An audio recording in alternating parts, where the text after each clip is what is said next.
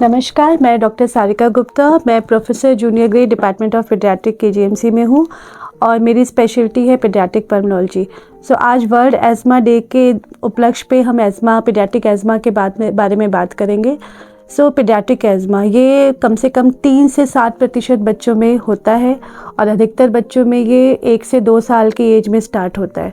इसके लक्षण होते हैं कि बच्चे में बार बार ये खांसी जुकाम के बाद पसली चलने लगे, नाक से सीटी जैसी आवाज़ आए, सांस लेने में तकलीफ़ हो, या फिर बच्चे को किसी और भी ट्रिगर से सेम सिम्टम्स हो, लाइक कि अगर किसी धुएं से या धूल से, या बच्चे ने कुछ ठंडा खा लिया, या मौसम का जब चेंज हुआ तब बच्चे को ये सब सिम्टम्स आ रहे हैं, तो ये एज़मा के लक्षण होते हैं।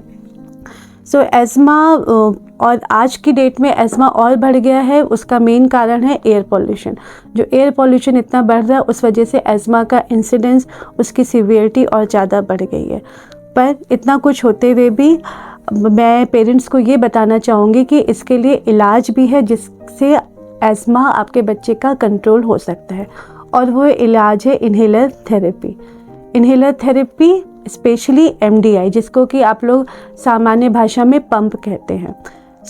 आपको ये लग रहा होगा कि पंप, इससे बच्चे को हमारे आदत तो नहीं पड़ जाएगी, उसको ज़िंदगी भर तो नहीं लेना पड़ेगा।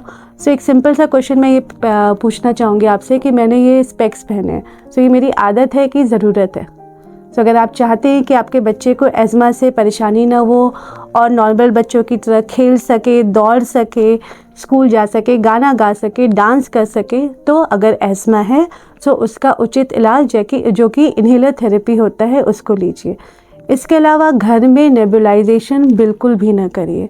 इन्हेलेशन थेरेपी नेबुलाइजेशन भी होती है, पर नेबुलाइजेशन यूजली जबकि बच्चे को एज़मा का अगर कोई एक्यूट फ्लेयर अप हुआ है और हॉस्पिटल में है, उसी स्थिति में देना चाहिए। घर में नेबुलाइज़र नहीं देना चाहिए।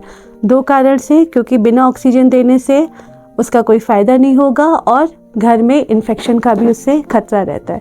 बेस्ट ट्रीटमेंट जो एज़मा के लिए वो होता है इन्हेलर थेरेपी। अपने डॉक्टर की सलाह से इन्हेलर थेरेपी अपने बच्चे को दें और उसको एज़मा से मुक्त करें। धन्यवाद। KGM 89.6 FM